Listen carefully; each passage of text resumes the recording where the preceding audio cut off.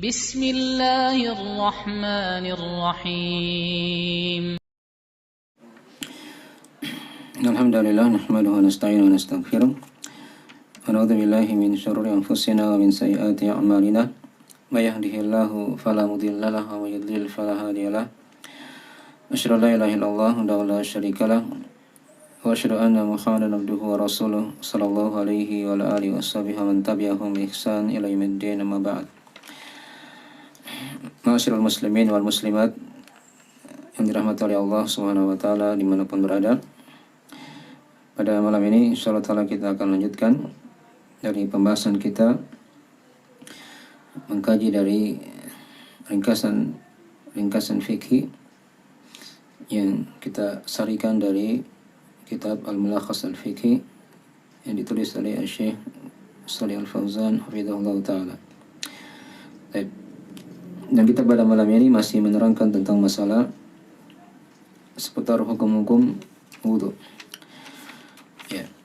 Ini dari bab yang ke-6 dari pembahasan beliau pada ahkamil wudu. Sudah diterangkan pada pembahasan sebelumnya tentang syarat-syarat wudu. Ada 8 syarat diterangkan oleh Syekh. Dan ini juga yang diterangkan oleh kebanyakan dari para ulama dalam masalah ini. Yaitu keislaman, dia bukan orang kafir, berakal, bukan orang gila. Kemudian yang ketiga dia tamyiz, ya, bukan anak kecil, berniat ya untuk mengangkat hadasnya, bukan dari orang yang hanya mendinginkan dari badannya. Kemudian yang kelima sudah diterangkan, dia berwudu dengan menggunakan air yang suci, bukan air yang najis. Yang keenam, dia berwudu dengan menggunakan air yang mubah, yang bisa dipakai untuk bersuci, dan bukan air curian. Dan yang ketujuh sudah diterangkan, kalau dia buang hajat maka dia harus istinja sebelumnya, nah, berbersih dari najis. Kemudian yang kedelapan yaitu dia menghilangkan apa-apa yang menghalangi dari sampainya air ke kulit. Ini 8 syarat dari syarat wudu. Ya, tentunya dikatakan syarat itu harus diperhatikan sebelum berwudu. Nah, kapan dia hilang salah satunya, maka dia bisa masuk dalam hal yang tidak diterima wudunya oleh Allah Subhanahu wa taala. Nah, berikutnya beliau terangkan kepada kita tentang furudul wudu. Ya. Hal-hal yang diwajibkan yang merupakan pokok-pokok dari wudu itu. Nah, yang sebagian para ulama membahasakan dengan arkanul wudu, rukun-rukun dari wudu. Ya. Jadi kalau dia rukun wudu, dia adalah hal yang ada dalam wudu itu. Nah, kalau tadi syarat di luar kan, sebelum dia berwudu, dia perhatikan syarat-syaratnya. Nah, dan kalau rukun wudu, dia adalah sesuatu yang ada dalam perbuatan berwudu tersebut.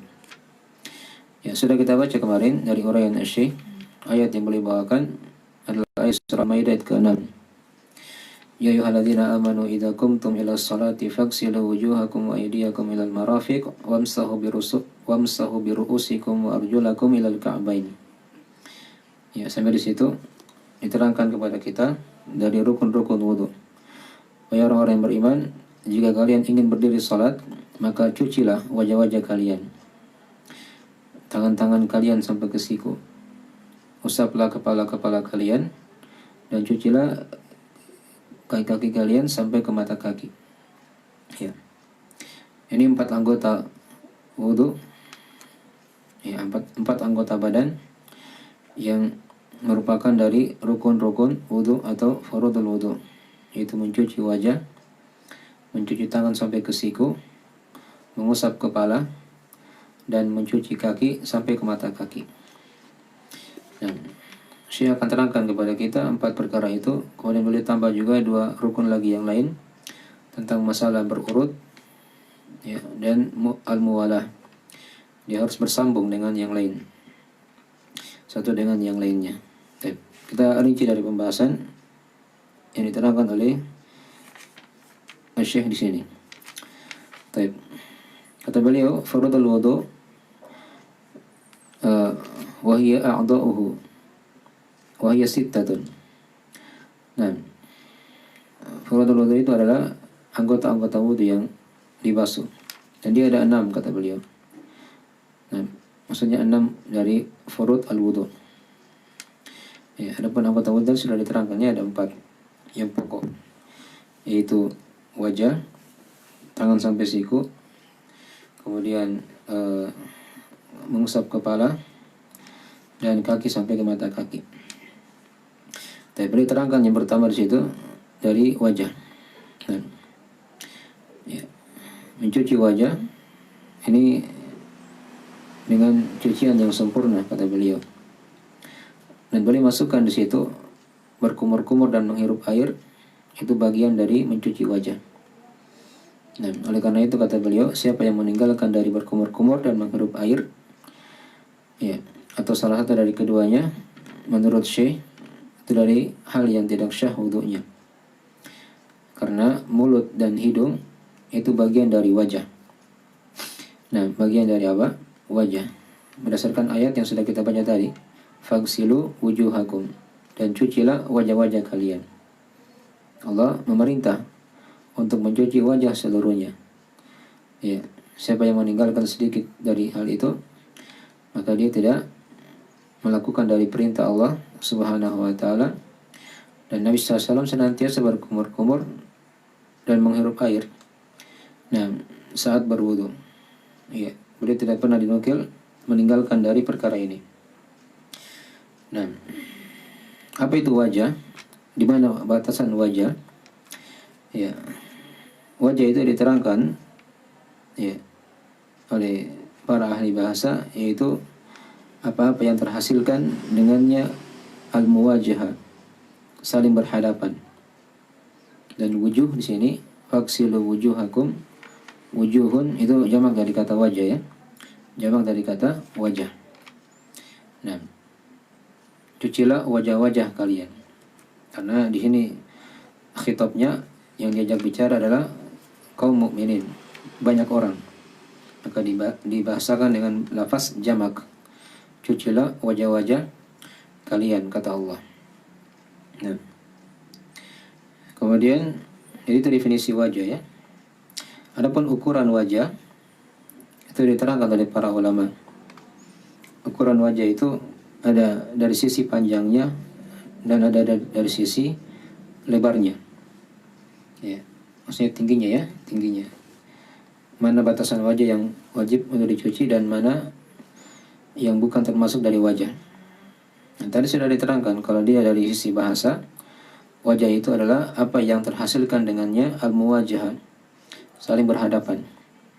Dan ukuran wajah itu dari tempat tumbuhnya rambut, ya, dan atau ubun-ubun ya, sampai ke dahi, ya, dahi tadi maksudnya, masuk di situ wajah, tempat tumbuhnya rambut yang ada di dahi.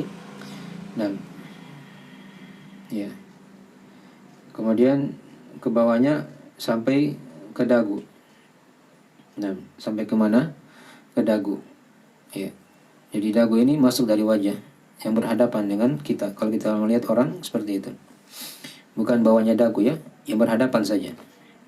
Itu tinggi dari wajah. Berarti yang masuk wajah di situ dahi atau jidat ya kalau bahasa kita. Demikian pula pipi kanan kiri, ini juga dikatakan sebagai wajah. Demikian pula hidung, luar hidung begitu ya. Dari hal yang disepakati itu dari wajah. Nah, dan tadi Syekh masukkan di situ lubang hidung dan mulut bagian dari wajah. Ini dari pendapat Syekh ya. Dari pendapat Syekh rahimahullah atau Syekh hafizahullah taala. Nah, walaupun ada pendapat yang lain di kalangan para ulama bahwasanya hidung, maksudnya lubang hidung itu dan bagian dalam mulut itu bukan bagian dari wajah. Bukan bagian dari apa? Wajah. Nah, kan yang dikatakan wajah itu tadi sudah diterangkan apa yang terlihat ketika kita berhadapan. Adapun kalau dia punya lubang hidung dan mulut itu tidak terlihat ketika berhadapan. Itu di sisi pendapat yang lain dalam masalah ini. Nah, Taib.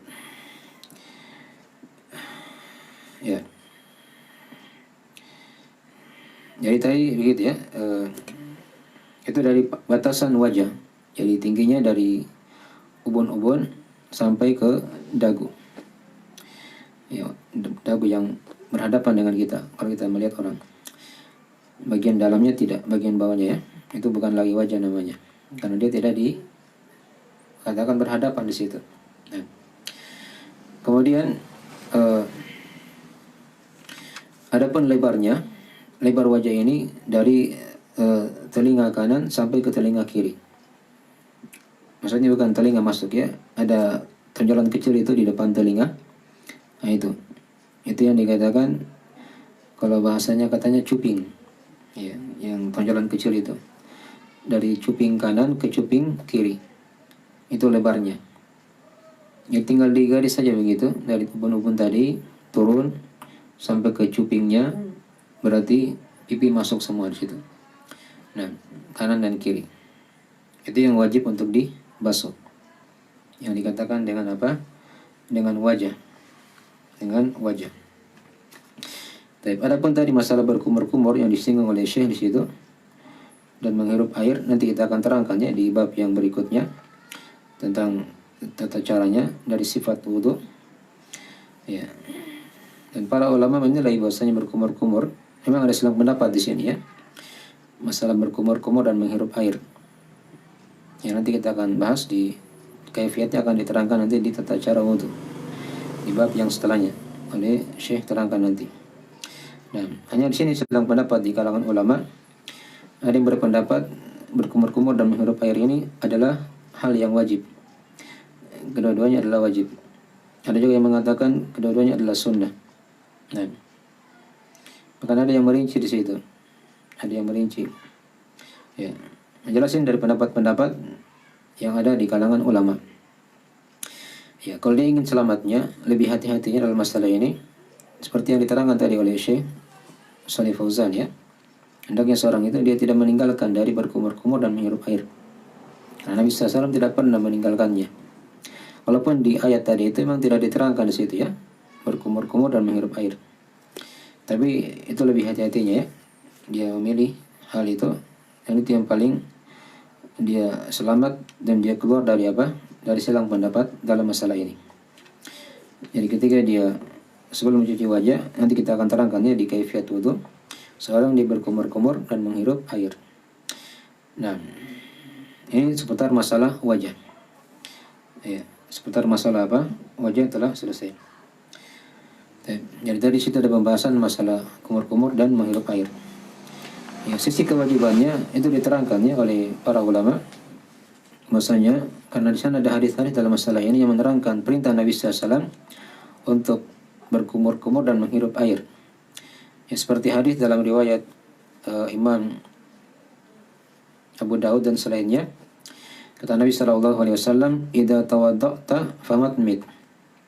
Jika kamu berwudu, maka hendaknya kamu berkumur-kumur. Itu perintah dari Nabi SAW ya.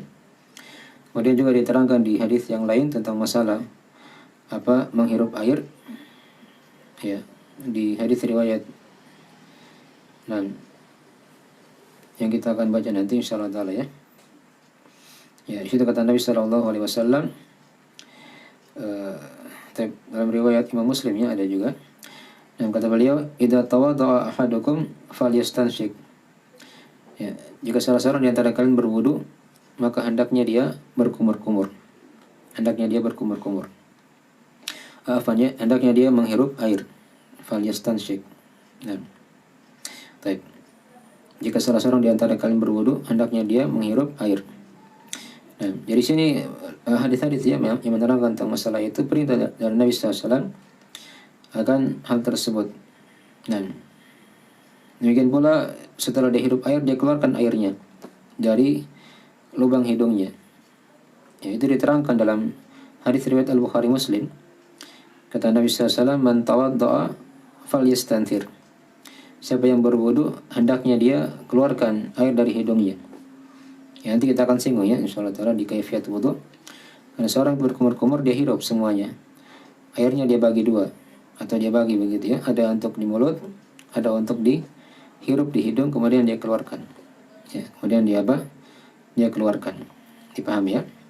Baik, ini dari ringkasan tentang masalah apa ini masuknya berkumur-kumur dan menghirup air serta mengeluarkan air dari hidung. Itu kalau kita ambil pendapat yang lebih hati-hati, ya seorang hendaknya dia jangan meninggalkan perkara itu ketika berwudu, karena itu dari pendapat yang dikuatkan oleh para ulama, maksudnya dia bagian dari wajah, bagian dari wajah. Baik. Walaupun tadi ingat ya ada pendapat yang lain yang berpendapat bahwasanya berkumur-kumur dan menghirup air dia bukan bagian dari mencuci wajah. Nah, tapi kalau tadi sudah diterangkannya, yang lebih hati dalam masalah ini hendaknya dia tetap menjaga hal tersebut. Kemudian yang kedua dari rukun wudu dari uraian Asy-Syaikh yaitu mencuci tangan sampai ke siku.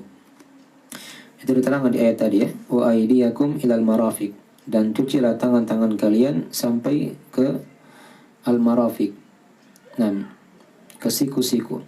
Aydiyakum ini jamak dari kata yadun. Ya. Aidi. Ya. Jamak dari kata yadun. Marafiq itu jamak dari kata mirfaq. Ya, dan tangan-tangan kalian sampai ke siku-siku. Dan kalau dia mencuci tangannya, ya, situ masuk juga apa kata para ulama dari pergelangan tangan sampai ke sikunya. Adapun telapak tangannya itu dicuci sebelumnya ya. Yang sudah nanti kita akan bahas di kaifiyat wudu. Ya. Jadi sebelum kan dia berkumur-kumur tadi menghirup air kan dia cuci dulu apa? Kedua telapak tangannya. Nah, nanti kalau pas tiba mencuci tangan sampai ke siku, itu cukup dia cuci dari pergelangan tangan sampai ke sikunya. Dan siku masuk dari apa? Bagian yang harus dicuci dalam masalah ini ya. Siku masuk bagian dari yang harus dicuci dalam masalah ini. Karena di sana ada hadis dari Abu Hurairah diterangkannya oleh Syekh di situ dari riwayat Imam Muslim ya. Ketika Abu Hurairah mempraktikkan dari wudu ketika itu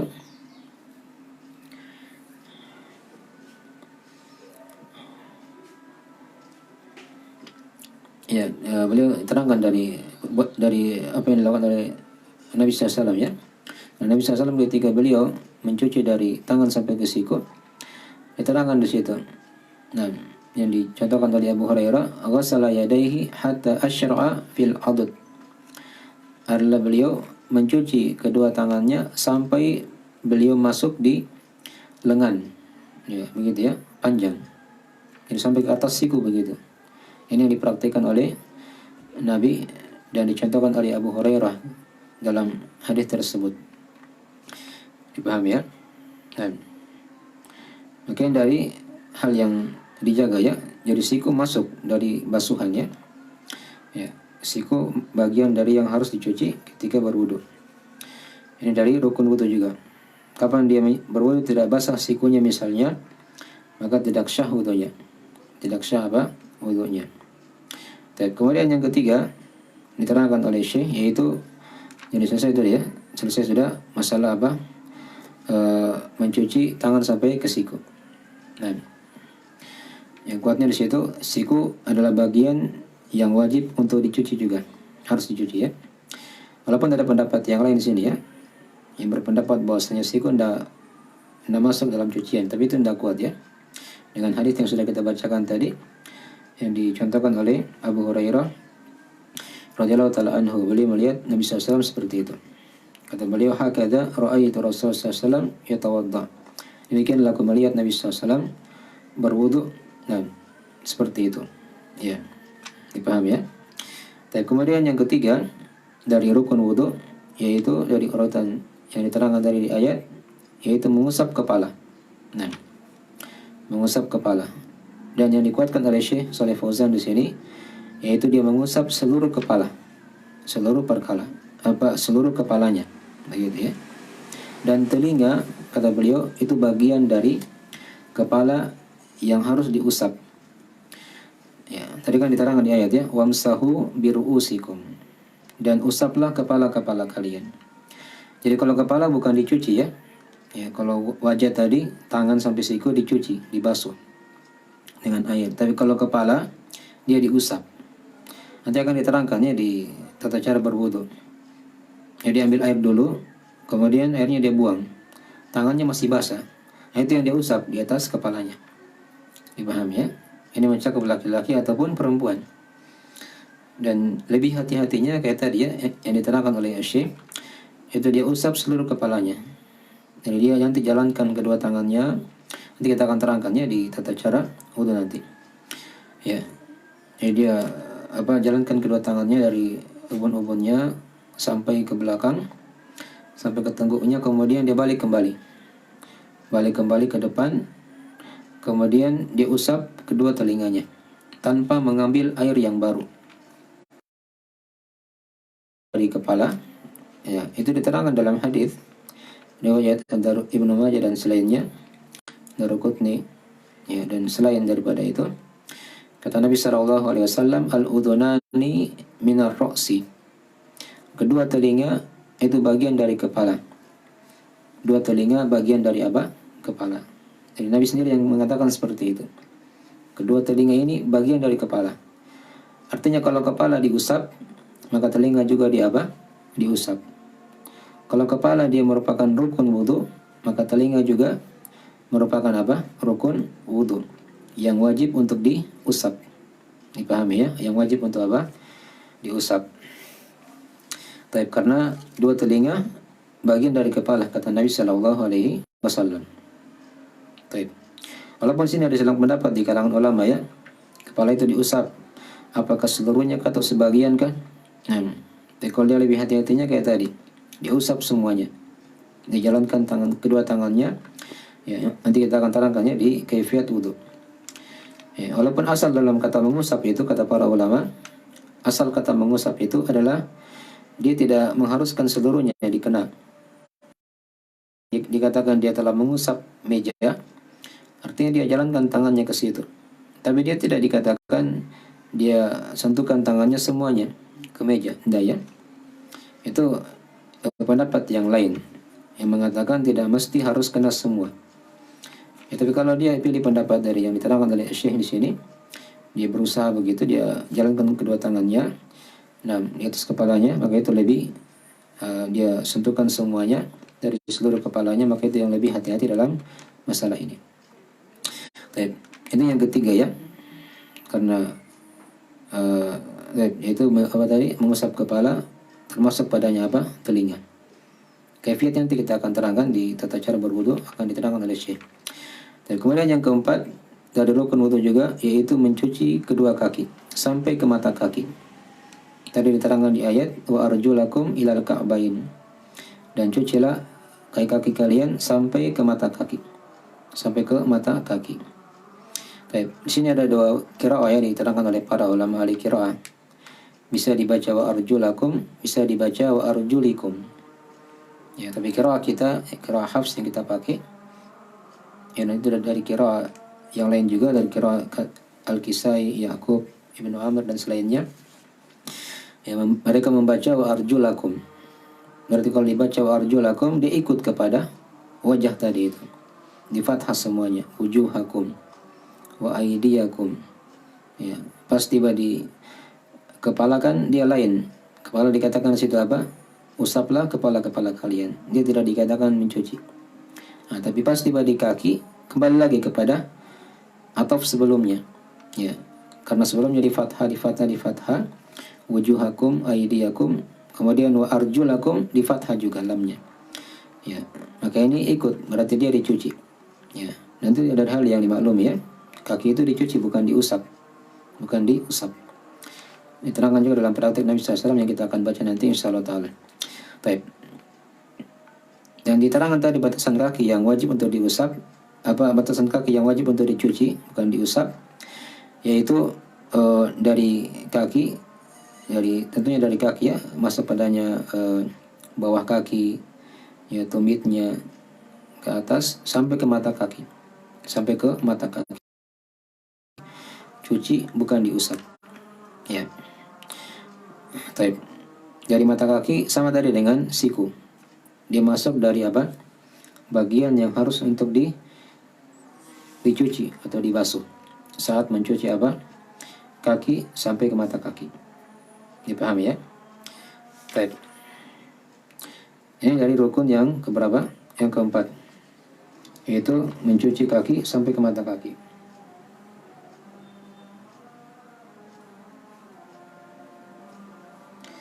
Kemudian rukun yang kelima yang diterangkan oleh Syekh di situ yaitu at-tartib. Itu dia harus berurut. Nah, artinya jangan dia tukar-tukar tadi. Setelah wajah, tangan sampai siku, mengusap kepala, baru kaki. Ya, gitu kan? Ya. Jangan ditukar misalnya wajah dulu, setelah wajah dia cuci kakinya. Baru dia kembali lagi ke tangan sampai siku, ini namanya tidak apa? Tidak berurut, tidak tertib. Ya. Kapan dia berwudu kayak seperti itu maka tidak syah wudunya. Nah, dalilnya adalah ayat yang telah kita bacakan tadi itu. Ya, Allah urutkan begitu ya. Nah, cucilah wajah-wajah kalian. Ya, tangan-tangan kalian sampai ke siku. Ya. Harusnya kan kalau dari sisi keindahan bahasa kata para ulama, ya ini ya yang mengatakan tertib itu dari rukun wudu yang harus dilakukan.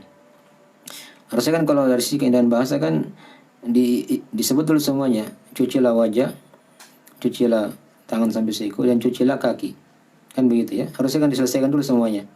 Hal-hal yang dicuci baru dibawakan masalah yang lain yaitu mengusap. Tidak. Tapi di ayat tidak dikatakan seperti itu. Di ayat dia di situ diperhatikan tadi ya, mengusap kepala ya, dimasukkan di sela-sela apa? Mencuci, dimasukkan antara mencuci tangan sampai siku sampai dimasukkan antara mencuci tangan sampai siku dan mencuci kaki sampai ke mata kaki. Dipahami ya? Jadi di situ dimasukkan ayat wamsahu biruusikum. Jadi mencuci, mengusap, mencuci, begitu kan? Dari bahasa ayatnya. Ini yang dikatakan oleh para ulama dari hal yang menunjukkan akan tertib. Ya, bukan diikuti keindahan bahasa. Kalau ikuti keindahan bahasa kan harusnya diselesaikan dulu semua mencuci baru mengusap. Nah, padahal di ayat tidak seperti itu di ayat. Di ayatnya dikatakan mencuci, mengusap, mencuci. Nah, gitu. Dipahami ya? Baik.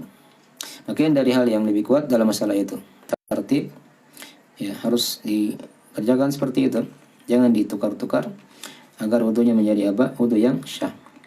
Kemudian yang ini dari dalilnya tentang masalah tertib. Sisi pendalilan dalam masalah itu sudah jelas. Ya, dan Nabi SAW tidak pernah juga membolak-balik kayak tadi ya. Beliau ikuti ayat yang diterangkan tadi. Ya, setelah wajah, tangan sampai siku, kemudian kepala, ya, telinga, kemudian apa? Kaki. Tidak pernah dinukil dari hadis beliau mendahulukan satu dari yang lainnya. Sehingga tidak berurut begitu ya, tidak. Nah, jadi itu yang lebih kuat dalam masalah ini. Kemudian yang terakhir, yang keenam dari rukun wudu yang diterangkan oleh Syekh ini yaitu al-muwalah. Muwalah itu artinya dia wudunya itu bersambung, ya, bersambung ya, tidak dipisah dengan kegiatan yang lain. Ya, jangan dia habis cuci wajahnya misalnya, ya, dia pergi minum kopi misalnya, ya, baru dia cuci lagi tangan sampai siku. Nah, itu namanya tidak apa? Muwalah. Tapi dia belum kering wajahnya, langsung dia susul dengan apa? Dengan tangan sampai siku. Belum kering tangan sampai siku, langsung dia apa? Usap kepalanya dan telinganya. Ya, setelah itu dia langsung sambung dengan apa? Mencuci kaki sampai ke mata kaki. Itu yang dikatakan apa? Muwalah. Dia tidak memisah dengan sesuatu yang lain. Harus bersambung satu dengan yang lainnya dari rukun-rukun wudu tersebut. Dipahami ya? Dan ini juga yang dipraktikkan oleh Nabi SAW. Beliau tidak pernah dinukil beliau memisah antara bagian-bagian dari wudu tadi itu, anggota-anggota wudu beliau lakukan secara berurut dan tidak pernah dipisah dengan perbuatan yang lain. Ini yang dikatakan apa? Muwalah. Dan Nabi SAW pernah menegur ya dari sebagian sahabat yang ketika itu dia berwudu dan dia tidak memperbaiki dari wudunya itu. Ada dari kakinya ketika itu yang tidak terkena air. Maka Nabi SAW ketika itu berteriak dengan teriakan yang sangat tinggi sekali.